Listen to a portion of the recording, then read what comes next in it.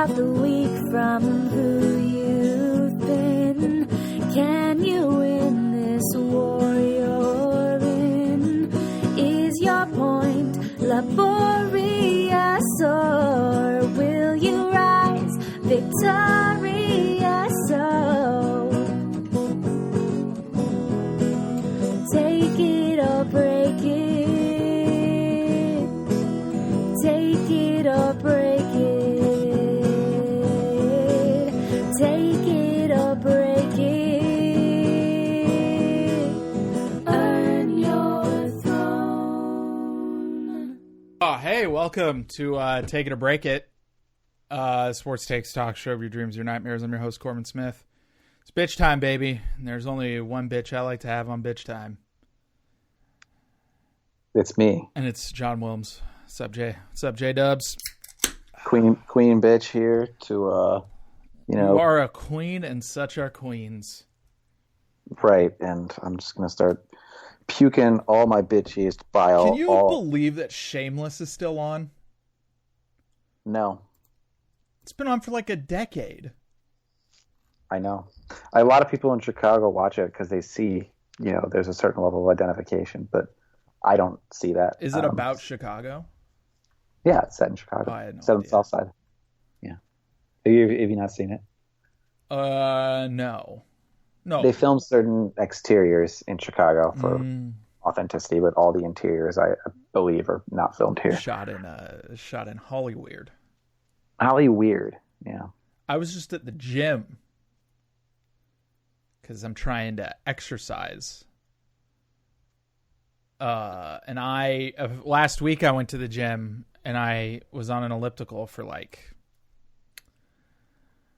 let's say, 10 to 12 minutes, and I just felt like death and had to stop. Because I haven't How done... long? 10 minutes? Yeah. Honestly, it's not nothing. Yeah, I know. I appear to have not done hard aerobic exercise in quite a while. So today I rode the recumbent, and I had my water, and I did 40 minutes, so not so bad. But also I didn't do a workout. I made it so that I was controlling the resistance. So But anyway, at the gym, two things. One, they were playing Fox News. Which, whatever, I live in a suburb. I get it. Which they didn't, but, I'm not going to... But they were playing Tucker Carlson, and it's hard not to be like, that guy's like a fascist, right? Yeah, he's has a desire to destroy large amounts of people. Yeah, like... Or he is at least the mouthpiece. He's clearly at least the mouthpiece for people who have that desire. Yeah, yeah. And it's hard not to be like, oh, that upsetting guy's on TV, right? He was doing what must have been like a 20 fucking minute segment about those little fuckers. Oh, the little fuckers, the smaller versions of himself. Yeah, those little fuckers in red hats. Yeah. Who were I have to say, I'm saying a silent prayer to. As someone who grew up in white suburbia, I have definitely encountered many people with that smug little grin, and many times. But that when I went to Catholic high school for like a year and a half in grade school, and I encountered a lot of people at Catholic high school. And I have to say that when I was going to Catholic high school and in my interaction with people who were at Catholic high school, there was definitely a profound difference in how much you saw that kind of smug expression. What do you mean? I mean, when I saw that picture of that kid smirking in front of it was instantly recognizable to you? Yes, and it was instantly recognizable to me as a particular form of Catholic white, not urban privilege. There was another video. There's all these little shits like gathering around the guy and acting like they were in a rave. Because I saw that. Yeah, they were beating on a drum, and it's just like it was their version of like the Venga bus is coming or whatever. Yeah, and it's just like these fucking Republican assholes who just who just can't stop being like, it appears we misjudged. And also frankly, some centrist hogs, if you don't mind me saying. We need to treat these children with rank disrespect, is what I'm trying to say. That's all. Oh yeah, they're horrible. I mean, yeah, this should mess up their lives. I don't care. Like, I mean, I wasn't the best person ideologically when I was younger. Now, did I do anything like that? No, absolutely not. No, of course not. But what, did I have really shitty views? Yes, I did. I actually did have really dumb views. Sometimes I think about things that I believe and things that I said when I was in high school, middle school, even at some points in college, and I'm like, I'm ashamed and embarrassed. And if somebody had sort of smacked back at me harder in those moments, probably would have accelerated my righteousness, honestly. Yeah, probably. And I even agree. if it I agree. I mean, going to where did you go to college again, Wilmes? University of Iowa. Why'd you go to the University of Iowa? This is probably the 10th time that we've had this conversation. Really? Yeah, but I went there. Well, I was not a very intentional person at the time that we were deciding where to go to college and when to apply. And they had a very straightforward and objective-based quantitative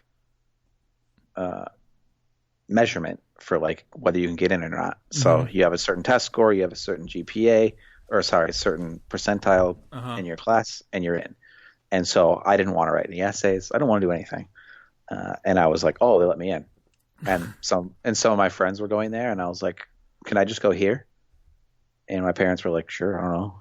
Why not? Did you pay out-of-state tuition? Yeah. Huh. All right. Yeah. I mean, I also applied to, gosh, I think I probably also applied to a couple in-state schools, but they were like the essay portions. I might have not even done those and never found out. Honestly, it's hard for me to remember. You're a professional writer now, like, yeah. I mean, sometimes you're a professional. You are a professional writing professor. Like, is it maybe a little weird to you now that you didn't write essays? Well, I love to write. I've always loved to write, but not on those terms. Okay.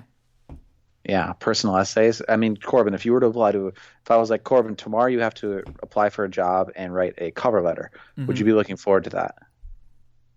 I mean, it would be easy. I mean, I would just find a cover letter template and fill it in. It would take like 20 minutes. I mean, it would take me an hour because I would get bored and do other things, but all right, sure. I respect it. You probably have better grades than me too. Like, I couldn't get into anywhere without writing a letter because I didn't have very good grades actually. I was a bit of a slacker, and also there was like profound grade inflation at my high school, and this was a scam that I didn't get in on until late in the game because my parents, they were never very like competitive parents who were like, oh, we got to make sure our kid is really climbing the ladder and all this. And there were a lot of parents and kids and families where I grew up that were that way. And they were always trying to push everybody all the way up the ladder in their families. And so basically, if you were in an AP class or an honors class, if you got an A that was worth 5.0, it would have toward your grade point average. Oh yeah. I'm familiar. And if you fucking sucked and got like a, here's the situation. There's a lot of kids who were in these honors classes all the way through, and they fucking sucked, but they got off easy because they ended up with people who were lightweight graders in honors classes, and they ended up getting like 4.3 on GPA or something. Lightweight graders, wusses. Which is, well, no, because I'm a lightweight grader as a professor. I don't think there's anything wrong with that. Oh, okay. But when there's a giant disparity between kids who are in on the fix and who are not in on the fix. I'd be bringing the thunder night after night. No, that's what you say, but it's not worth it. No, of course I wouldn't. Of course I wouldn't. How could you? You would just hand back a 5-page essay, and the only thing you'd write on it was 1 point take. -3. Yeah, this one's garbage. This is your third -3 in a row, so you actually pass this class in 5. Yeah. There's actually a rule we got built into this. No, I actually have a lot of stories I want to tell about student essays, but I think no, you 100% shouldn't do that. Yeah. Yeah. But I'll be happy to tell you about them. That would be a colossal. Yeah, no, of course not. You shouldn't do that. Colossal miscalculation. Yeah. All your students listen to this. I really hope that none of my students have ever listened to this. Yeah. What if we get really popular? I mean, at this point, I think it's inevitably true that a student of mine has definitely listened to one of these. Uh-huh. At least one. Well, yeah, because it's probably one of the higher pull-ups if you search for John Wilmes on Google. Yeah, I mean, if hell yeah, this is premium content right here. Oh, were you Googling me? I don't know. Your Google results for me are probably different than my probably. Google. Your Twitter's the first one. Your second is you teach it. Do you want me to say where you teach? I don't care. Okay. Anyway, that's actually not you. There's another teacher. Oh yeah, there's Brandeis University. Brandeis University, and he went to Reed, which is evergreen for libertarians. Okay. Oh no, I don't know this guy. There's some guy I know who, because we've had to exchange emails because I'm like, they got the wrong person. Oh. Yeah. You are. Oh, I was gonna say you're number one but you're just number one on mine because we're LinkedIn friends. Right. I don't. And it is a friendship on LinkedIn. I think it's safe to say. Are we friends on LinkedIn? Yeah, it looks like. Yeah, it says I can message you. Oh, okay. Yeah. We're colleagues. Sure. Yeah, why not? Yeah. We've written at many of the same places. Anyway, you are the top result, it looks like. Although that might just be because we're connected. Yeah, we're connected. Anyway. Oh, you're up there. Oh, you're up there on the medium. All right. Good talk. Oh, the good talk didn't bore anybody. I haven't published on Medium in quite a while. No, but so Carmelo Anthony. Oh, really? That's what we're talking about first? What else do you want to talk about? Oh, I'm trying to figure out if I had more to say about me exercising. Exercising is hard, man. Yeah. Let me tell you this. So you went to the gym. Yeah. There's a gym near there's a Planet Fitness. Nationalized Planet Fitness, by the way. Oh. So, okay. As a Nintendo Switch owner, you know all the different ways you can play. Yeah, I know. It's occurred to me. I'm trying to. I'll do it sometime. I didn't want to do it tonight. So if you take the two Joy-Cons separately without the thing. Yeah, I've done that on the stationary bike while playing Smash Brothers. Oh. Yeah. Was it hard being so cool? It was very difficult. I was sweating. Was it hard? Was it hard that women were coming up to you and grabbing your biceps or your forearms? I was at home. Oh, you were doing it. Oh, I'm sorry. I had a stationary bike. Listen, there are collapsible, easily stored stationary bikes that are like 120 or something. Mm-hmm. So that's what I have at home. Okay. And I recommend it. Listen, I'm not gonna pimp a certain brand. Mm-hmm. Those people are gonna have to pay me first. Mm-hmm. Yeah, no free ads. The John Wilmes promise. It's a general type of thing that I promote. I think it's good to have exercise equipment in the home. Uh-huh. That's affordable and collapsible and storable. Mm-hmm. Cool. Yeah. I just I like to see Tucker Carlson's beautiful face is all. Oh, shut up! You can't even joke about that. Yeah, I'm sorry. It's hideous. And the look, he looks so dead. He just radiates I'm a monster. Have you read that Columbia journalism review thing? No, I don't know what you're talking about off the top of my head. It is a interview and long form sort of profile of Tucker Carlson. Uh-huh. I think it's called The Mystery of Tucker Carlson. Mm-hmm. Is this the one I'm thinking of? It's by Liz Lenz. Yes, okay. By Liz, L-Y-Z, Lenz, L-E-N-Z. Mm-hmm. And, let me read the lead of this. It just says, Tucker Carlson is shouting when he tells me he isn't shouting. The barrage of his voice has been relentless throughout the interview. And then it goes on. And it's just him shouting at her, and then she starts – that's the lead. It's a really good lead. Mm-hmm. Just a man shouting at a woman, Yeah. and it goes really deep. It's a long form, and it's all about how he definitely started off as this sort of traditionalist, sort of bow tie wearing, old fashioned libertarian kind of Republican who had certain levels of principle, mm-hmm. mostly fake and meaningless ones. but he was like, "Oh, we're going to debate, and I don't believe that the government should be restrictive in any way. Like, I think they should stay away from the marketplaces, and they should stay away from people's personal lives as well." But now he's just like doing whatever the power tells him to do, and he's no longer wearing a bow tie, but a standard necktie, and he's just shouting at everyone. Yeah, and his thoughts of sort of they're slipping into fascism. Well, too. yes, exactly. Yeah. Well, that's where the corporate power is trying to take us, because that's the only way they can maintain their fiefdom. But so the author, Liz Lenz, it's a very good piece. I completely recommend it. Columbia Journalism Review.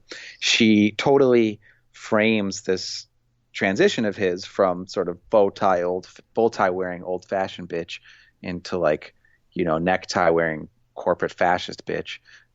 She frames that as something that happened because he was so thoroughly owned by Jon Stewart. He truly was. He truly, truly was. Yeah. And Jon Stewart wrecked that guy.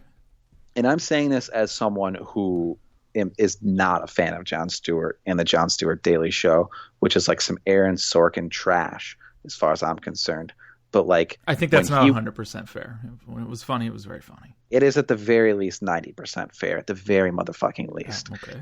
And so it was really just a lot of blowhard bias confirmation, anger that was not productive. In any event, when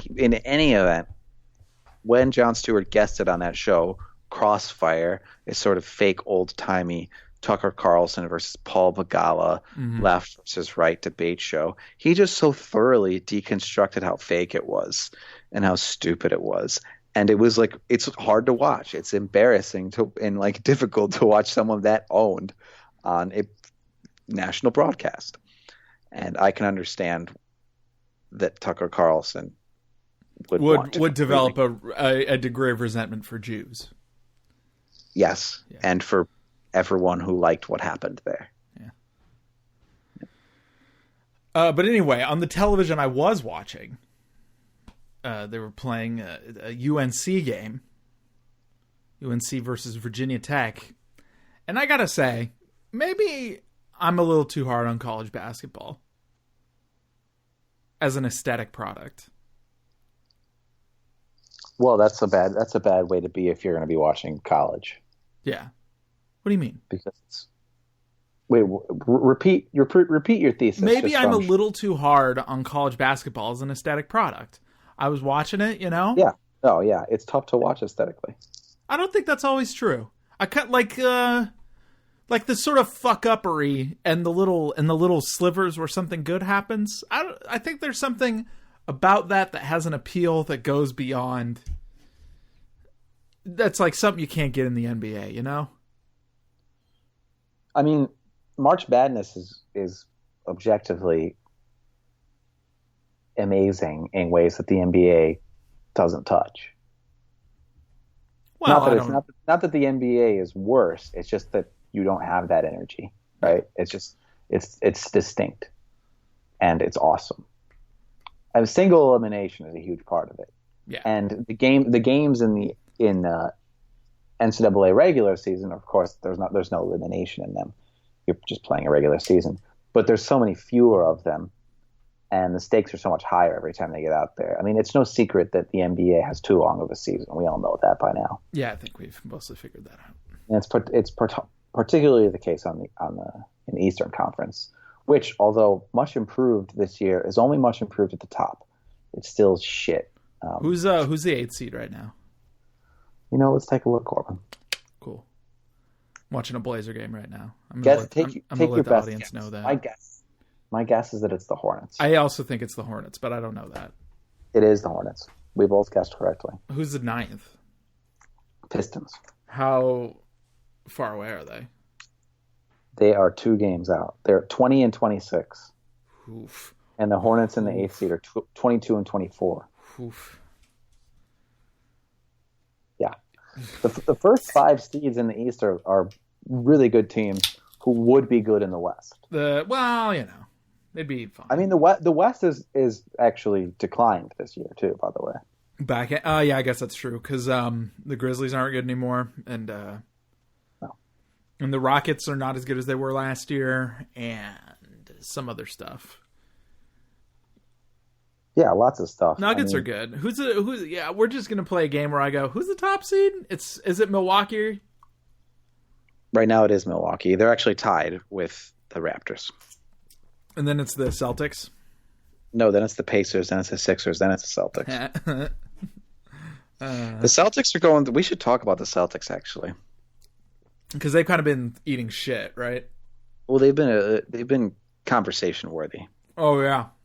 But now they've won 4 in a row, so I think they might be sort of figuring out. Do you think the fact that all those fucking kids kind of get the feeling that they would be traded for Anthony Davis at literally any second that Brad was afforded the opportunity, do you think maybe that kind of... Yeah. No, I think that it's really hard to... When you are in asset first mindset for so long, yeah, it's really hard to transition into like, this is our team. Because everybody's like, well, are you sure? Yeah. And Danny like, is still probably an asset first mindset, right? Yeah, like Jaylen Brown, Terry Rozier, all these guys, honestly, pretty much everyone on the team. You think that if they got the opportunity to get Davis for right? I mean, that wing whose name I can't remember because I exercised. Gordon Hayward. Yes, Gordon Hayward. Yeah. Jason Tatum. Thank you. Dude, I can't even get into how weird Danny Ainge how weird his mindset is, but they all saw that video of Isaiah Thomas learning that they traded him, and they all saw the look on his face, and they were like, oh, these bitches ain't loyal, right? Like they don't necessarily trust where they are anymore, and it's especially true, I think, for Brown and Rozier because they got an opportunity. Jaylen Brown is very movable, let's say. Both of those guys got an opportunity that they didn't think they were going to get to prove themselves. And then they fucking proved themselves. They played incredibly in the playoffs. And then what happens? Oh, Brad Stevens' special college friend, Gordon Hayward, is back this year, and he's going to play ahead of you even though he's hurt and not good anymore. Okay. Well, what does that do for your culture? What does that do for your buy-in, right? I'm also, I can't speak to, I'm 100% convinced that Stevens is bad at that end of the game. Personality management? Yeah. Oh, yeah. Well, I think that it's hard for me to say. I'm not actually a Stevens critic. I think he's pretty good. I think that one time I heard him tell his players that if they didn't try harder on defense, he was going to pull them. And I thought that was the most college coach horse shit ever. And I was impressed with the idea that he doesn't understand how to deal with professionals, I think. Does that make sense? I think that's completely possible. I just don't think I have enough information to weigh in on it. Yeah, probably not. He seems like a relatively chill dude overall, and I'm not worried about his personality management nearly as much as I am the sort of culture that has been set by this roster construction and the style in which it was constructed, and the style they will continue to attempt to construct rosters. Who was the coach between Doc and Brad Stevens? There wasn't. There wasn't? Brad Stevens has been their coach that long? They gave him a 5-year deal right away. Like, he didn't have to try out or anything. They were just like, oh, college coach, here's 5 years. How fucking long has he been their coach? Because I think this is his 4th season. Do I just have a false memory of Doc being the Clippers coach forever and a half? Or I could be wrong. Let's check it out. Celtics coaches. But I think that there was no gap between those two. I also can't. It doesn't occur to me either.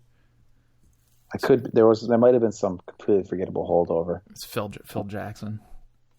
No, yeah, there's no gap. Wow. Doc was 2004, 2013, and it's been Brad Stevens ever since. Wow. So it's like almost this is his 5th season. Oh my Lord. Yeah. And he's not even gonna make the conference finals this year. That's incredible. Probably not. To me, the Bucks and the Raptors are clearly the best teams in the conference. And if they hold at 1 and 2, I don't see what will prevent them from. Yeah, from. But the Pacers, I think, are an under-discussed competitor because they have depth. That's the thing. The Sixers at the top have the talent to beat anyone, I think, in the league, honestly. But they don't have the depth. Is just such horseshit, and they don't have the experience either. Because their best player is Joel Embiid, who is, he got flustered in last year's playoffs. There's no doubt about it. Like Aaron Baines, Aaron Baines shouldn't be able to give him that much frustration, but he was young. He got a little shook, and then Simmons, his problems are well documented with the jump shot, but that shouldn't matter if you know what you're doing and you have poise, right? They don't have that, and then their veteran Jimmy Butler is actually great in those types of high pressure situations, but on the day to day he undermines culture and makes everybody unsure of whether they're even going to be alive the next day. Yeah, that's right. Jimmy Butler walks into the practice center and he yells, "I'm going to murder you in your sleep," to anybody who will listen. Man, the Sixers are beating the Rockets by about 30 right now, by the way. Hey. Which they have to do. They have to do? Well, they have to get some...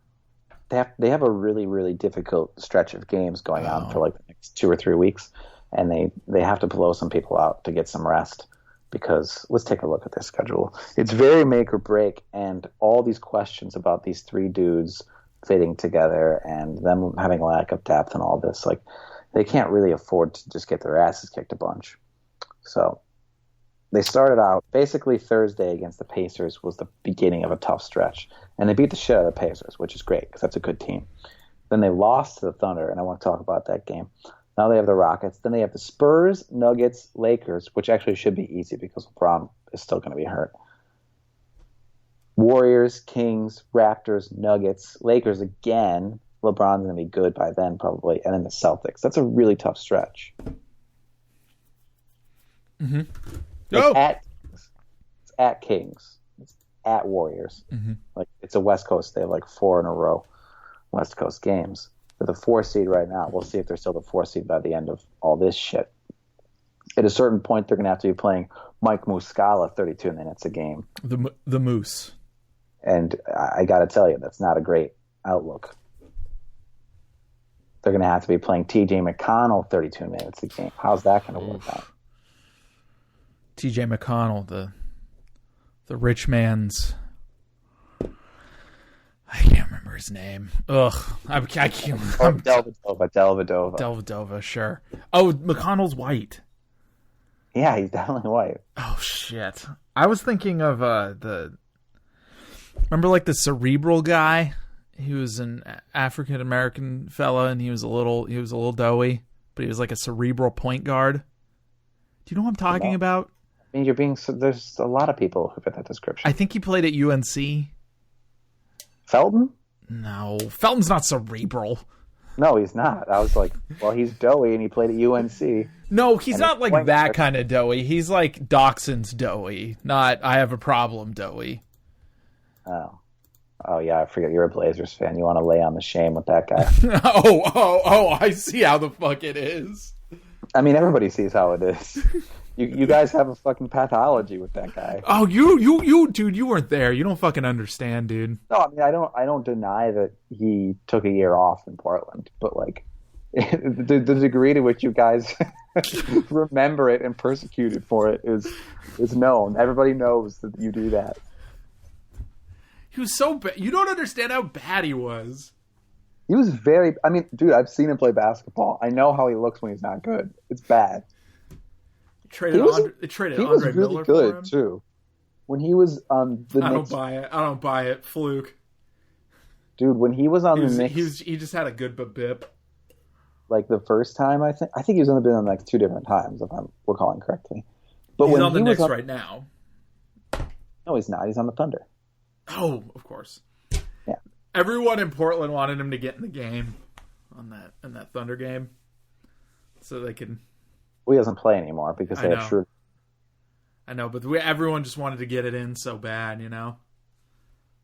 But when he was on the Knicks, when they had the D'Antoni coach Knicks before they traded for Melo, and it was Felton and Stoudemire before he got fucked up, they're fucking good. And it didn't last for very long because... They traded for Melo, right? Well, Stoudemire got hurt, and then they traded for Melo, and they were just a shitstorm ever since, except for that one really good season where they had Jason Kidd and Rasheed Wallace and Tyson Chandler playing like toward the end of his that was such a... I mean, that was such a like... Such an aberration. Yeah. That was such a one-off season. I can't imagine how anybody watched that season and thought, this is real. Right. And there was Mike Woodson, of course. D'Antoni was gone by then. Oh, yeah. But it was like D'Antoni. Ugh, Mike Woodson. What is Mike Woodson up to? He's probably not doing much of anything, honestly. Hard to imagine he's not an assistant somewhere. He last worked as an assistant for the Clippers. That's right, he was. Yeah. And Doc's not working anywhere right now. So. And he's made his money. He's 60 years old. Yeah, that's true. I mean, 60 years old is actually not that old in coach life. No, it's not. But you know. It's old in life. Like I saw my parents this weekend, and they're in their 60s, and they're dying and right in front of you. Well, their hair is coming out in clumps. Their fingernails are falling off. I mean, we're both dying. Honestly, I was like, you know, they're saying, "John, were we kind enough to you?" Man, I have a friend whose dad literally says stuff like that. Oh no!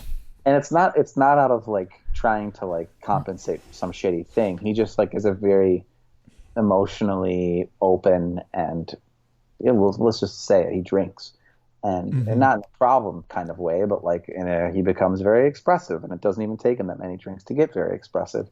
And he's always just like, "Was I a good dad?" He's just like, "Did I raise you right?" And yeah, you're fine. It's like, oh yeah, dude, like I'm normal actually. Like I'm like married, super normal, dude. I fucking my life, my wife. I love my life. I love my wife. You know, I love my life. I love my wife. And then his dad cries more because he thought he raised him better than that joke. Right. Yeah. Well, his dad is, of course, David Roth. Yeah. No, but I'm totally gonna be like that. Because I get anxious that I'm a good person. Yeah, that's if you have kids, of course. I don't know if you want to even. I suspect it'll be up to my partner. But I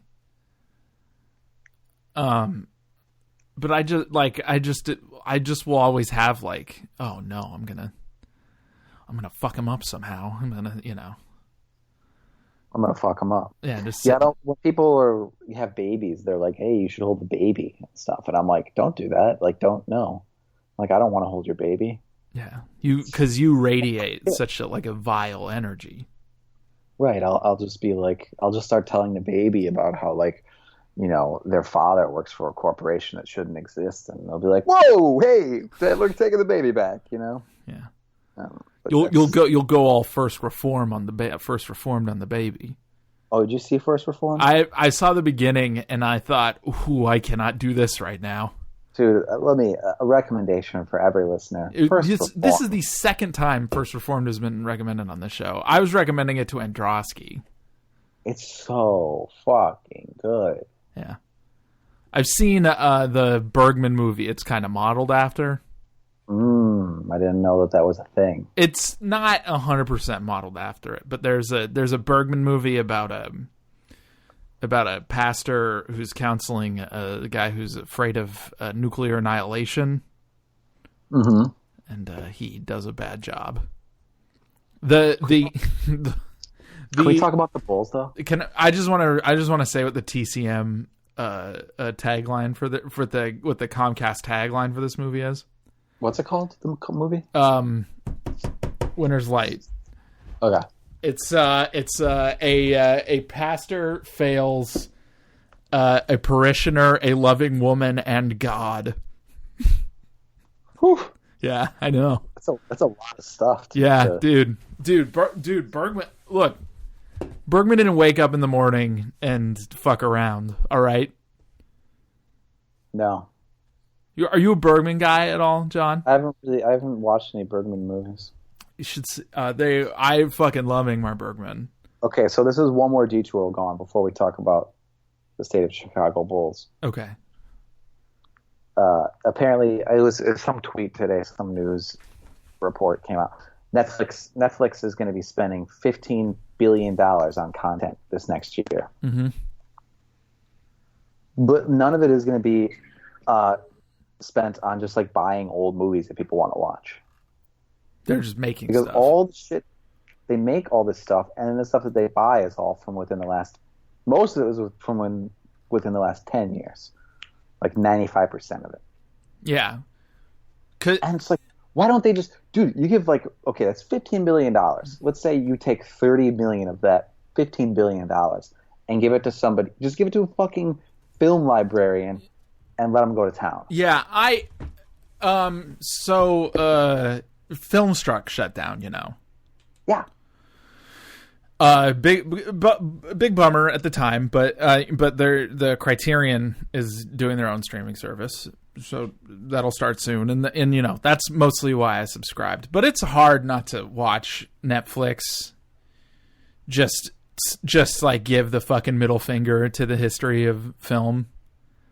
It's really hard. Yeah, because they could easily acquire the entire, you know, Criterion for like $50 million or something. You know, they could easily acquire the rights to all that stuff for $15 million, and they just don't. They don't give a shit. They just don't give a fuck. Like, they need to make Bird Box 2 instead. Yeah. Do you know that Bird Box was basically greenlit on algorithm?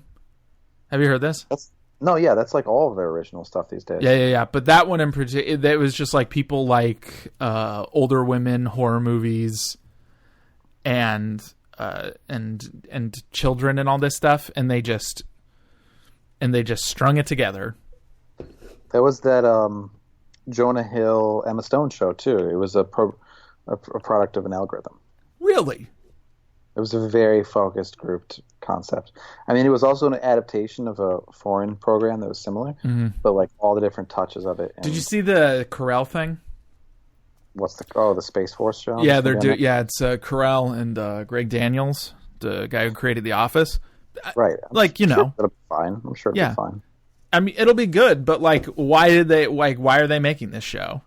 Why are they paying Carell $1 million an episode to make this show? Because The Office destroys on their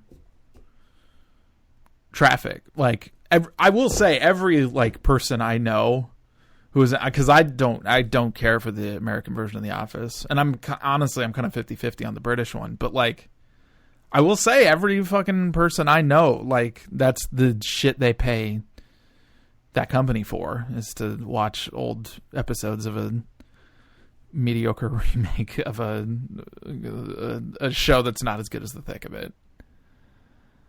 I mean, I like that show. A lot of it is sentimental for me, honestly. But yeah, you know what? I liked. Carell's a great performer. Carell's a great. Well, there are a lot of great performers too. Rainn Wilson's a great performer. I think Rainn Wilson. I think Rainn Wilson is intolerable. I don't like watching him. I don't like his version of that character. Every time there was an episode about him, I wanted to punch through the computer. Well, I think that you're comparing it too much to the British one, because it No, I'm not, because I don't think that guy is, a shining star in particular either. I just find Rainn Wilson deeply grating. That's fine, but like, it definitely becomes a different show that's useless to compare to the British one pretty quickly on. Seeing as the first season is longer. I think Carell is really good. I think Jenna Fisher is really good. Yeah, I mean, a lot of people are really good on it. But regardless, anyway, I liked Parks and Rec though, because I thought that even though it's deeply problematic. Is it? Yeah. Okay. Like why? Neoliberalism, the musical. Oh, okay. Yeah, sure. Yeah, of course. They're like, oh, libertarianism is a viable viewpoint that we're going to put in the hands of a cute grump with a mustache, as opposed to like a thing that is a front for destroying people of color and taking money away from people who don't have any. Yeah, cool. Like, this is chill. This is fine. Oh, John McCain is cute. Here's a little celebrity cameo spot. Cute. Like, none of this shit is cute. This is horrible. People are dying. Funny show, though. very funny show. Actually, I'm but anyway, because I thought the thing where they amped it up a little bit instead of sitting in that milieu, I preferred that. I also like 30 Rock a lot. There we go. Good talk, everybody. Oh God, I hate 30 Rock so much. You do? Why? Because it's garbage. Wow. Yeah, I don't know. Why is it garbage, Wilmes? I mean, it's just very similar to Saturday Night Live to me. It's like having somebody just like reading the news to me in a funny voice while doing some stale impressions, and then having a few like one-off. The best parts of 30 Rock are the absurdities, and they those are pretty good from time to time. Yes. It's the funny jokes. That's the. I mean, it's like a lot of it is satire though, and I think that all of the satire is really horrible. I don't know if I totally disagree with you on that, honestly, but I will admit that I don't go back and watch 30 Rock. I don't think I go back and watch TV shows anymore. No, well, I have been rewatching The Sopranos recently, and that has been I did not watch it for the first time. Everybody says it's very good. I suspect I will give it a try someday. So we've talked a lot about stuff that isn't basketball. I do want to talk about the Chicago Bulls. Oh yeah, of course. Pardon me. Anyway, Netflix. They program everything by algorithm and piss on the history of film. Wilmes. Yeah. So traded for Carmelo Anthony today, who is not going to play for the team, obviously. A shame. It's a shame he can't do the Rashid where he plays one game. He might. And that's what I'm thinking is that just because the indignities have reached such shit pits at this point that it's kind of hard to imagine them not suiting up for one bizarro appearance, just to make this season feel even less respectable. Like Wait a minute. Who is being disrespected in this scenario? Is it everyone? Like Melo is for certain. I think it's safe to say. Oh yeah. The Bulls are denigrating their fans. I would feel very disrespected. Okay. Anyway, continue. But so yeah, this season, I've been a Bulls fan all my life, or at least all of my conscious life, and there's been some bad seasons. Early on, you were a Hawks fan. No, in your unconsciousness, you were. Like what do you mean, like Atlanta Hawks? Yeah. No, I was a Rockets fan. Oh, when you were unconscious? No, when I was barely conscious, when they won their 2 championships. Oh, okay. Cool. I didn't know. But so there's been a lot of bad seasons, particularly this century, of course. This is the worst it's ever been, and it's not close. This is the bleakest it's ever been. You don't think that there's kind of like it's kind of taken on a fun circus? No. Okay. All right. Go ahead. I don't. I think for a second there it did. The novelty of Boylan was such that it was just like, it was a little bit like that. But man, we have moved past that, I'm gonna say. It's just sucking at your neck now. He's not funny anymore. No, he's really not. I mean, you see, Zach LaVine is so depressed, dude. And Zach LaVine isn't even like the guy you build a franchise around or anything. He is very talented. He's got his obvious problems. He doesn't know how to play defense. Mm-hmm. He's not very good at moving the ball around. But he is, despite those flaws, a really sincere guy who wants to do well. I thought you were going to say he's a human being. That too. Yeah. No, I'm kind of getting there. And he wants to do well, and he wants the team, any team he's on, to be a sort of progressive thing, like something that's moving forward and like it's building on something. And that's thoroughly not where he is. And you look at his face in these moments, and it's just like, oh my God. And he's definitely starting to drop hints. He's increasingly not that subtle about it. He's just being like, well, when all our players were hurt, we weren't winning, and I understood that. But we got healthy, and now we're losing by even more, and I wonder what's changed. And, well, it's obvious what's changed. As soon as they got healthy, they fired Hoiberg and brought in Boylan. And that's why they're losing. Do you think they're on a tank, or do you think that... No, I think that they're ran by... I think that Paxson is like... It's hard to explain. Paxson tried to quit. like 10 years ago, and they were like, "No, you have to. We're actually gonna promote you, basically." And so I can't believe that happened. my my heart's not in this anymore. Oh yeah, well, yeah, no, yeah, oh, but you want to do it twice as hard. And he have you met Gar? Well, he was a guy who tried to quit as an executive, but who before that, Michael Jordan, when he was running the front office for the Wizards, tried to make Paxson the head coach. He went to Paxson before he went to Doug Collins. Mm-hmm. And there was, this is well before Jackson loves white guys who irritate people, or Jordan does. Jordan. Well, I mean, there was reason to believe he never quite clicked with Kerr. Right, exactly. Not irritating enough. But so there was reason to believe he might be good at this at that point, right? Because he was somebody who went through a lot of battles with Michael Jordan, and the thing that was true about John Paxson throughout those championships, as we will reflect upon among other much more important things when we do our next retro podcast, we're going to be talking about Bulls Knicks again. Mm-hmm. Paxson was unflappable, and it was frequently the case that his smooth and reliable hand as a jump shooter was the thing that would get them out of a slump within a game. And he was feisty, and those are all good qualities for a head coach, right? He certainly wouldn't have this Hoiberg problem of like commanding the respect of veterans. He's intense enough. Mm-hmm. Because Hoiberg looks and acts like a baby. But Paxson, when he's like a Bulls executive and he's saying, no, I actually don't want to be the coach of the Wizards, Michael Jordan, because I want to stay in Chicago and I want to be with my family. And that was basically what he was saying too. And he tried to quit with the Bulls, and Reinsdorf made him sort of double down on it. So I think that. So he's just like, please let me go home to my family. Pretty much, he's that way. And then Foreman is just like a complete paranoid loser who has like moles throughout the organization and really only cares about wreaking vengeance upon people who have wronged him.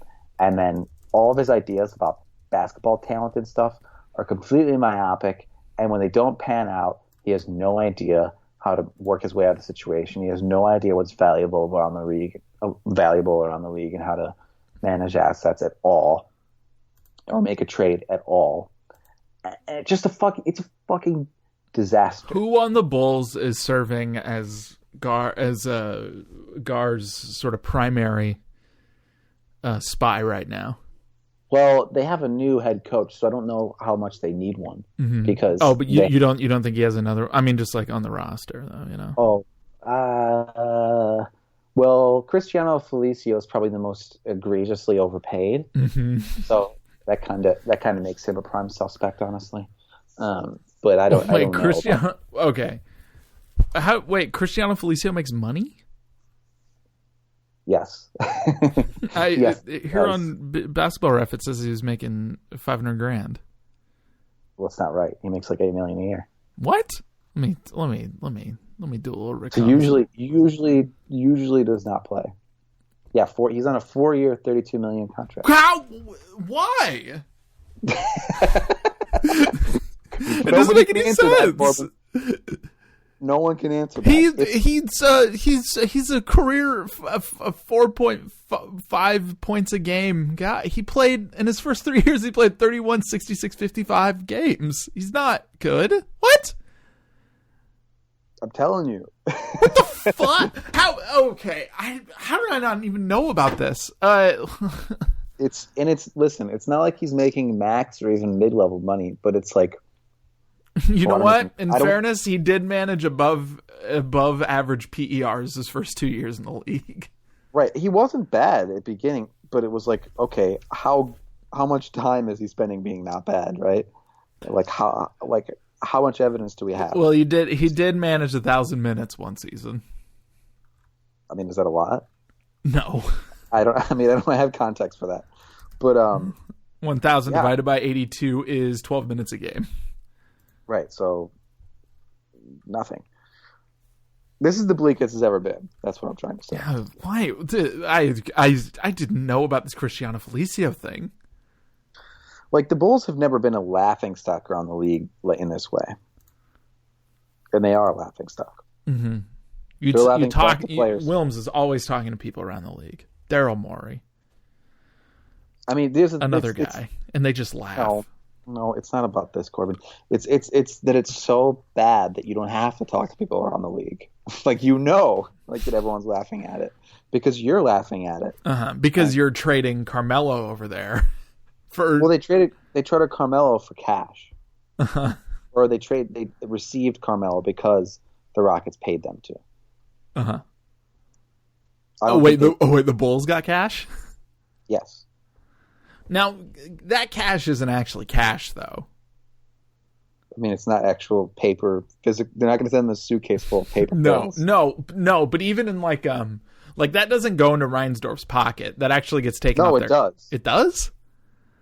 I don't think that's quite how cash works. I mean, I'm not Danny LaRue, and unfortunately, I can't contact him to ask because he blocked me on Twitter. Blocked you on Twitter because at one point you turned your avatar into his face. Yeah, and which in fairness is weird. Yeah, but it was funny. It was harmless. It wasn't done out of spite or anything. No. I even sent him a message through channels to say, hey, it was just a joke. And he was just like, nah, I don't do that. Yeah, he didn't care. Anyway. Look, don't get on Twitter and say, Danny, it's time to unblock Corbin. No, there's no need to do that. It's fine. Although whenever there's a cap thing and I can't see his tweet, it moderately annoys me, but I'm more annoyed by myself. And also the person who snitched on me. Oh, well, fuck that person. I don't know who it is. But I honestly don't. I also don't remember. But in any event, this is just as bad as it's been. It's as bad as it's ever been for the Bulls. Wow. What are they going to do? What are they going to do? I don't know. But are they just waiting it out or what? They're just going to continue to fucking suck. Mm-hmm. Like, Trump getting impeached is more likely than them changing anything in the front office. Boy, I got to say, man, there is some... Whew. This roster, buddy. This is a... Well, the young talent, if you have a 5, that is not bad. Markkanen's good, right? Markkanen is good. Carter's going to be good. He's hurt right now. I like Chris Dunn a lot more than most people do, and people complain about him because... Who are you talking about? Oh, Chris Dunn. Okay.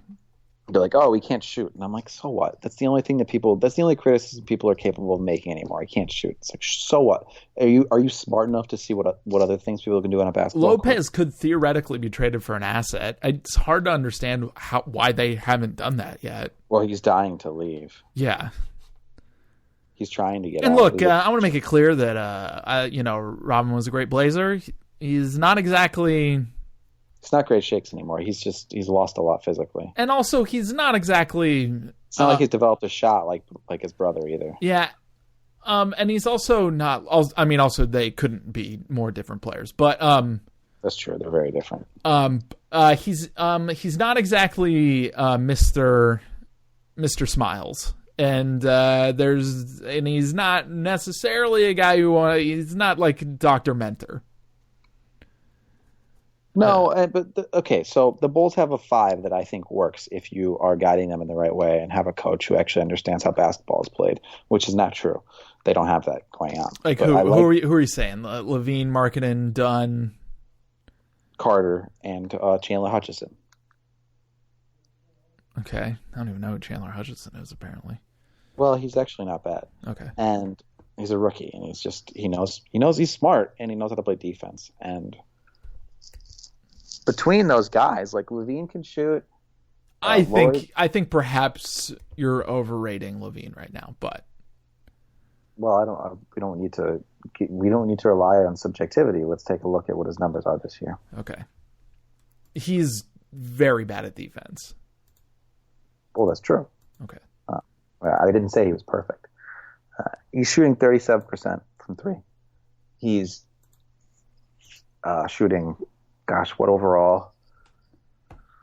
Oh, he's shooting like 45% overall. He's really good at scoring, okay? And he's developed a little more as a playmaker. He is definitely not good at defense. You know who is really good at defense is Chris Dunn. You know who is good at shooting is Markkanen, and Carter absolutely projects as a good stretch 5. If he were to develop it, he has a coach right now who's telling him not to shoot threes. He's telling the whole team not to shoot threes. He's also trying to get them to play slow. Are you sure they're not trying to tank? I am, because they don't know what they're doing. Okay. Like, they're stupid. Okay.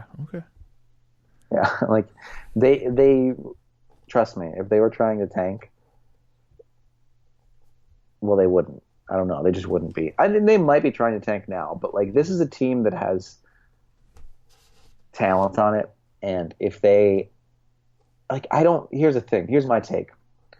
You shouldn't, unless the situation is dire, which certainly doesn't qualify here, you should not fire a coach midseason. I think that if there's a sense that a guy's going to go, that maybe ripping off the Band-Aid is occasionally a good idea.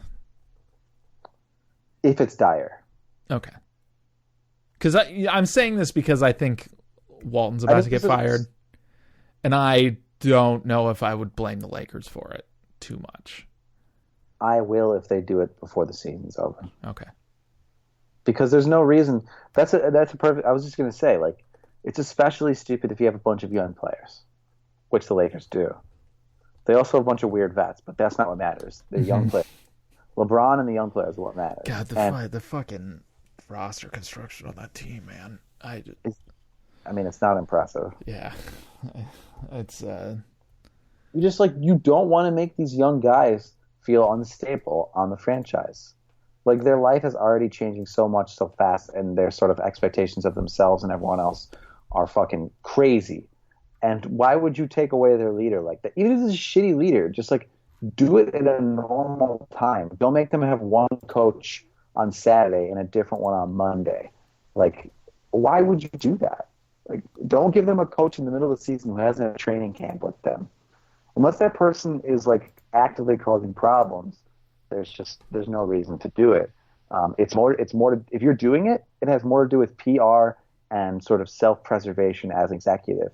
As an executive, if you're doing your job well, one of the things you need to be able to do, as long as ownership is smart enough to empower you to do this, is to take some lumps. You need to take some short-term losses and look at the long game. Because just doing whatever you want. In fairness, the Bulls might have the opposite problem there. They do have the opposite problem because they are empowered by ownership to be terrible. They are truly lumping.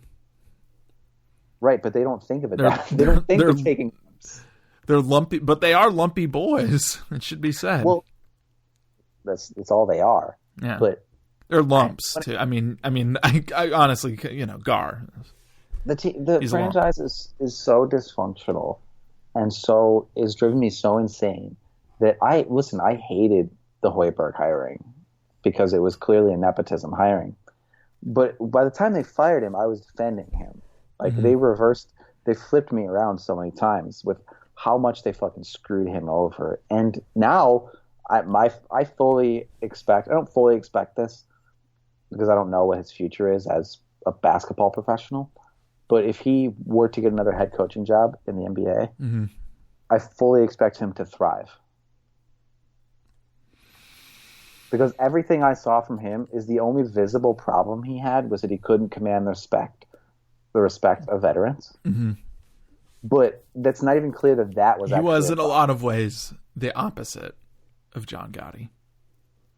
Oh my god, he was like not even clear. It wasn't clearly an issue because the Jimmy Butler and Dwayne Wade year was so stupid. And the way the team should have never signed Dwayne Wade, obviously. That was just going to be an entitlement project from start to finish. Yeah, bad idea. They were just giving him money to like do a nostalgia tour.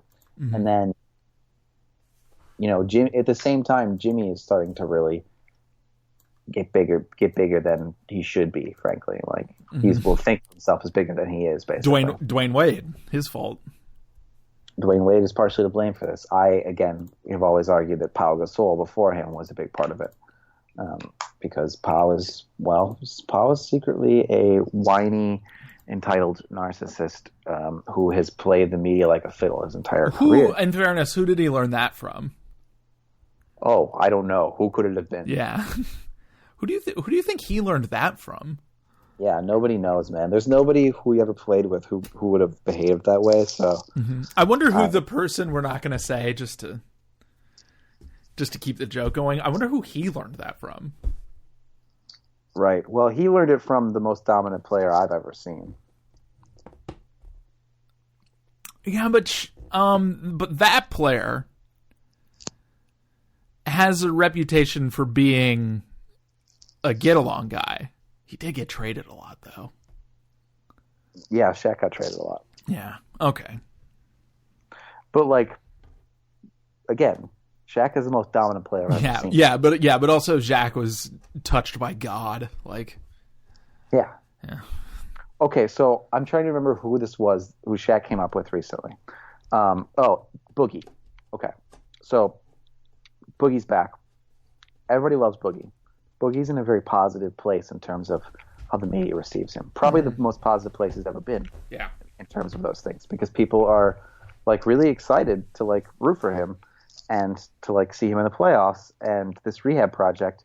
Except for a few whiny haters, people are pretty into it, and it's actually probably the most positively he's ever been perceived. It does kind of seem like DeMarcus said, "Who has the best medical staff?" and just went there for a year. I mean, good on him. You know, but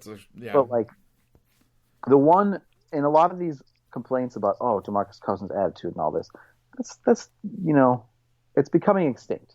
Let's put it that way. People aren't talking about him that way anymore. Some haters still will, and haters are going to hate. What are you going to do? I mean, he played for a really fucked up team. Exactly.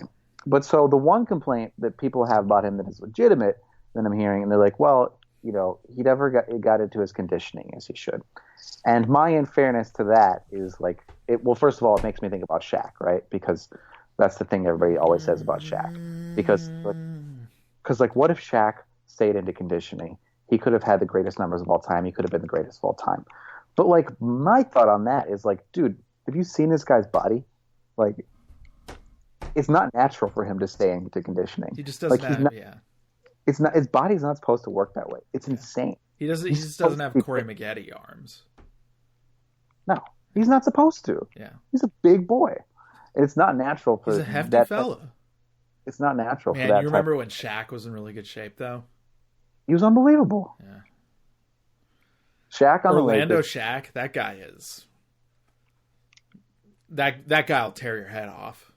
But then Shaq on the Lakers, he's a little thicker, but still in really good shape, and had learned that level of craft where, again, most dominant player I've ever seen. And I include Michael Jordan in that. Mm-hmm. And I certainly include LeBron in that. Oh, wow. He was too dominant. I didn't like watching basketball. I mean, he did have one problem. Free throws. Yeah. But even then, it wasn't a real because he usually shot around 50%. If you're getting 1 point per possession off your free throws, you're not really that bad. No.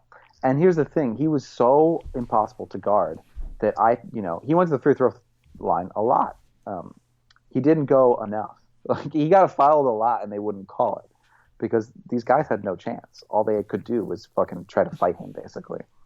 And he would beat them in a fight if it came to that. Yeah. God, could you imagine if Shaq was devoted to demolishing people? It would be fun. Yeah, if he was like Mike Malloy, just metering out justice. Michael Malloy should have been Shaq's agent. Yeah, he should have. Yeah. The secret truth about the not so secret truth about Shaq is that he's kind of a cop. That's true. I mean, he's literally a cop. He's like a volunteer police officer. Yeah. Well, yeah, he does internet pervert stings. What a weirdo. Yeah, weird guy. Really weird guy. Hey, I watched the game this weekend. I kind of want to talk about it. Yeah, go right ahead. Sixers Thunder. Mm-hmm. Oh, everybody was loving this game. I was not watching it. I don't remember what I was doing instead. It was a really good game. Uh-huh. Really, really good game. Um, I it's such a pure rivalry because it's West Coast, East Coast. Neither of them are finals teams, so they only play twice a year, and they still manage to hate each other. Yeah. That's I so mean, pure. Westbrook Sure. Embiid is such a yeah. It's wonderful. Like, can you imagine two guys who would hate each other more? No, I can't. It's almost a shame they don't play in the same. It's almost a shame they don't play in the same division because they could. Dude, cross conference rivalries just don't really happen in the NBA. No, the Lakers and the Celtics. But that's fake. Yeah. Like, Oh wow, that's fake. I mean, it wasn't in the '80s. It was very real, but it hasn't been real since then. Okay. Well, what about in the '60s?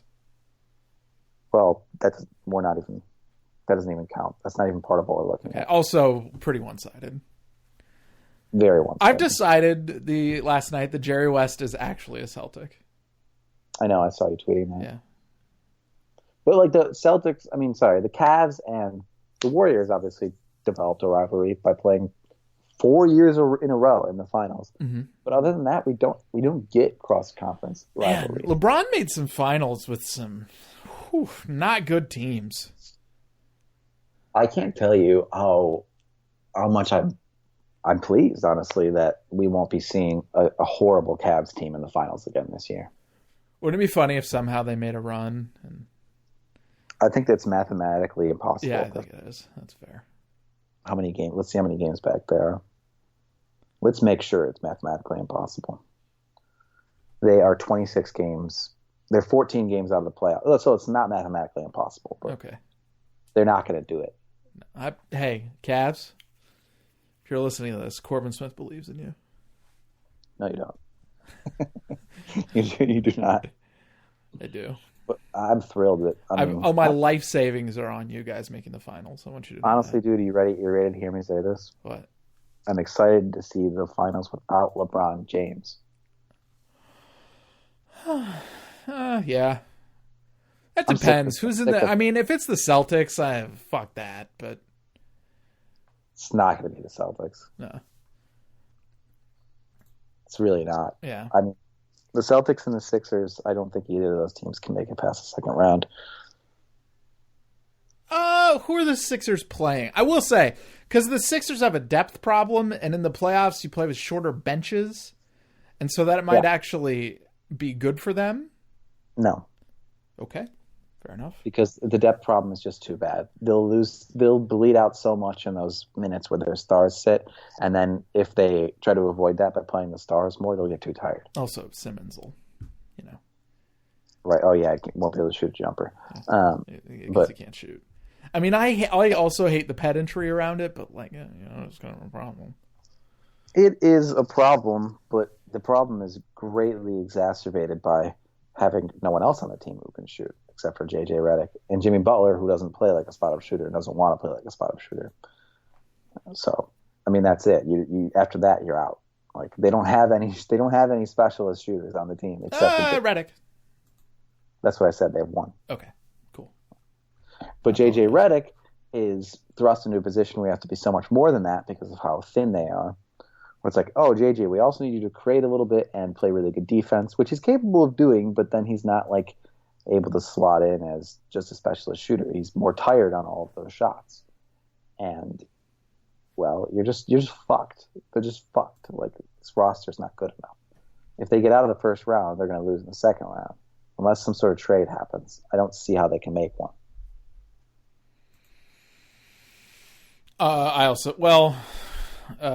They could trade Butler, but other than that.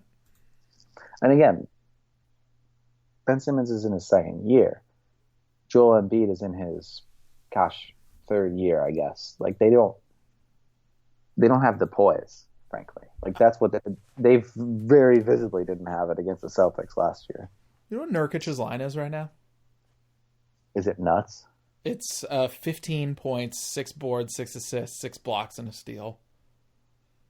He's a good player. Yeah, he's been really good lately. I know that everybody rags on me for liking Nurkic too much.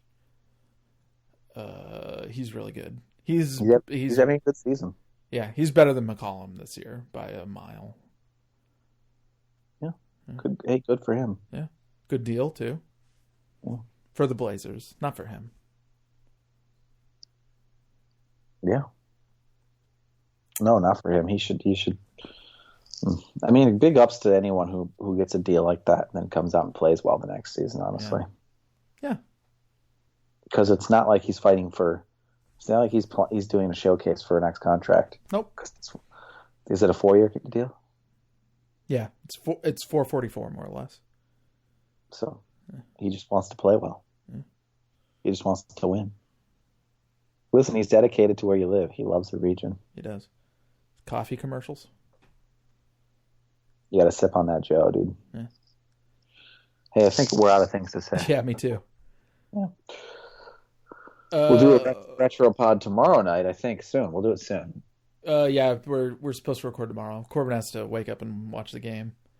Right. I haven't decided if I'm going to wake up and do the writing I need to do tomorrow or if I'm going to wake up and watch the game first tomorrow. I guess we'll figure that out. Yeah. Well, I will. You will, yeah. Yeah, me, Corbin. Later we'll all figure it out. Yeah.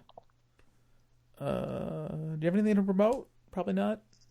I wrote a story, Jacobin. Oh, yeah, of course. About Derek Fisher being a dickbag. I wrote a story at Real GM about the hegemony of the three-pointer. Check them out. They're on my Twitter. I was in the Daily Beast on Belichick and some stuff.